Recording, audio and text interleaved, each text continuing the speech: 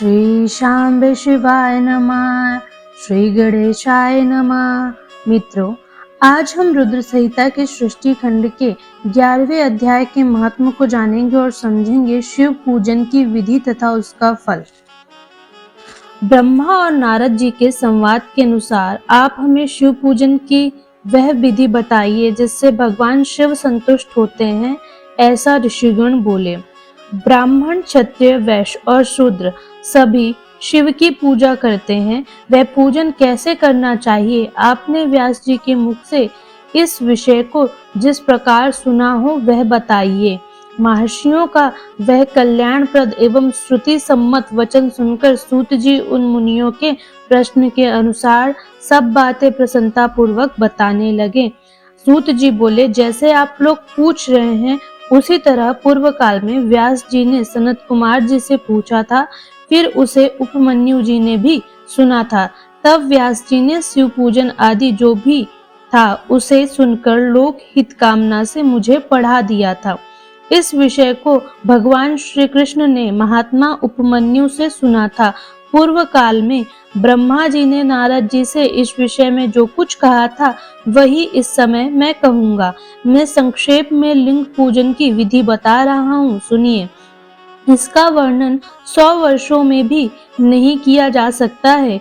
जो भगवान शंकर का सुखमय, निर्मल एवं सनातन रूप है, सभी मनोवांछित फलों की प्राप्ति के लिए उसका उत्तम भक्ति भाव से पूजन करें। दरिद्रता, रोग, दुख तथा शत्रु जनित पीड़ा, ये 4 प्रकार के पाप कष्ट तभी तक रहते हैं जब तक मनुष्य भगवान शिव का पूजन नहीं करता है। ब्राह्मण, क्षत्रिय, वैश्य और शूद्र भी संपूर्ण कामनाओं तथा प्रयोजनों की सिद्धि के लिए क्रम से विधि के अनुसार भगवान शंकर की पूजा करें। प्रातः काल ब्रह्म मुहूर्त में उठकर गुरु तथा शिव का स्मरण करके पुनः तीर्थों का चिंतन करके भगवान विष्णु का ध्यान करें। इसके बाद मेरा, देवताओं का और मुनि आदि का भी स्मरण चिंतन करके श्रोत पाठ पूर्वक शंकर जी का विधि पूर्वक नाम ले। इसके बाद शैया से उठकर निवास स्थान से दक्षिण दिशा में जाकर मल त्याग करे। एकांत में मलोत्सर्ग करना चाहिए। ब्राह्मण शुद्धि के लिए 5 बार मिट्टी का लेप करे और धोए। क्षत्रिय 4 बार, वैश्य 3 बार और शूद्र 2 बार विधि पूर्वक बुधा की शुद्धि के लिए उससे मिट्टी लगाए। लिंग में भी 1 बार प्रयत्न पूर्वक मिट्टी लगानी चाहिए। तत्पश्चात बाएं हाथ में 10 बार और दोनों हाथों में 7 बार मिट्टी लगाएं। प्रत्येक पैर में 3-3 बार मिट्टी लगाएं। फिर दोनों हाथों में भी 3-3 बार मिट्टी लगाकर धोएं। स्त्रियों को शूद्र की भांति अच्छी तरह मिट्टी लगानी चाहिए। हाथ पैर धोकर पूर्ववत शुद्ध मिट्टी का संग्रह करना चाहिए। इसके बाद मनुष्य को अपने वर्ण के अनुसार दातून करना चाहिए।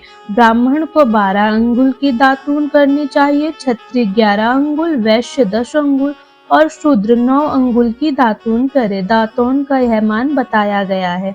षष्ठी, प्रतिपदा, अमावस्या, नवमी, व्रत का दिन, सूर्यास्त का समय, रविवार तथा श्राद्ध दिवस के ये दंत धावन के लिए वर्जित है। दंत धावन के पश्चात तीर्थ आदि में विधि पूर्वक स्नान करना चाहिए। विशेष देश काल आने पर मंत्रोच्चारण पूर्वक स्नान करना चाहिए।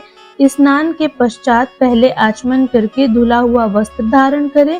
फिर सुंदर एकांत स्थल में बैठकर संध्या विधि का अनुष्ठान करें। शिव पूजा से पहले गणेश जी की, द्वारपालों की और दिक्पालों की भली भांति पूजा करके बाद में देवताओं के लिए पीठ की स्थापना करें अथवा अष्टदल कमल बनाकर पूजा द्रव्य के समीप बैठकर उस कमल पर ही भगवान शिव को समासीन करे। तत्पश्चात 3 बार आचमन करके पुनः दोनों हाथ धोकर 3 प्राणायाम करके मध्य प्राणायाम अर्थात कुंभक करते समय त्रिनेत्रधारी भगवान शिव का इस प्रकार ध्यान करें। उनके 5 मुख हैं, 10 भुजाएं हैं, शुद्ध स्फटिक के समान उनकी कांति है। वे सब प्रकार के आभूषणों से विभूषित हैं तथा वे व्याघ्र चर्म का उत्तरीय ओढ़े हुए हैं। उनके सारूप्य की भावना करके मनुष्य सदा के लिए अपने पाप को भस्म कर डाले। इस प्रकार की भावना से युक्त होकर वहां पर शिव को प्रतिष्ठापित कर उन परमेश्वर की पूजा करे। शरीर शुद्धि करके मूल मंत्र का क्रमशः न्यास करे अथवा सर्वत्र प्रणव से ही षडंग न्यास करे। इस प्रकार हृदय आदि न्यास करके पूजा आरंभ करे। पाद, अर्घ और आचमन के लिए पात्रों को तैयार करके रखे। बुद्धिमान पुरुष विधि पूर्वक भिन्न भिन्न प्रकार के 9 कलश स्थापित करे। उन्हें कुशाओं से ढककर कुशाओं से ही जल लेकर उन सबका प्रोक्षण करे।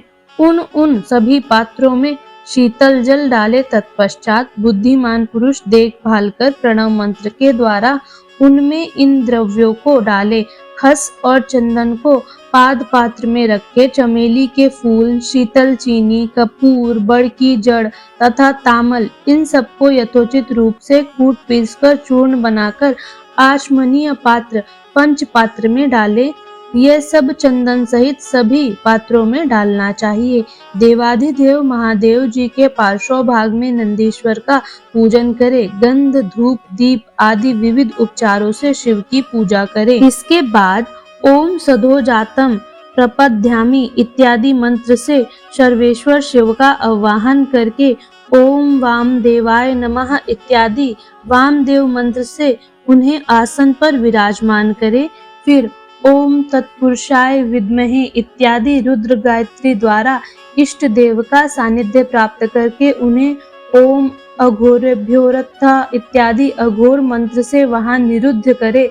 तत्पश्चात ओम ईशानाः सर्व विद्यानाम इत्यादि मंत्र से आराध्य देव का पूजन करे। पाद और आचमनीय अर्पित करके अर्घ दे। तत्पश्चात गंध और चंदन मिश्रित जल से विधि पूर्वक रुद्रदेव को स्नान कराए। फिर पंच गव्य निर्माण की विधि से पंच द्रव्यों को एक पत्र में लेकर प्रणव से ही अभिमंत्रित करके उन मिश्रित गव्य पदार्थों द्वारा भगवान को स्नान कराएं। तत्पश्चात पृथक पृथक दूध, दही, मधु, गन्ने के रस तथा घी से नहलाकर समस्त अभिष्टों के दाता और हितकारी पूजनीय महादेव जी का प्रणव के उच्चारण पूर्वक पवित्र द्रव्यों द्वारा अभिषेक करे। साधक श्वेत वस्त्र से उस जल को यथोचित रीति से छान ले और पवित्र जल पात्रों में मंत्रोच्चारण पूर्वक जल डाले। जल धारा तब तक बंद न करें जब तक इष्ट देव को चंदन न चढ़ाएं। तब सुंदर अक्षतों द्वारा प्रसन्नता पूर्वक शंकर जी की पूजा करें। उनके ऊपर कुश, आपामार्ग, कपूर, चमेली, चंपा, गुलाब, श्वेत कनेर, बेला, कमल और उत्पल आदि भांति भांति के अपूर्व पुष्पों एवं चंदन से उनकी पूजा करें। परमेश्वर शिव के ऊपर जल की धारा गिरती रहे, इसकी भी व्यवस्था करें। मनोवांछित कामनाओं की सिद्धि के लिए मंत्रों द्वारा उनकी पूजा करें।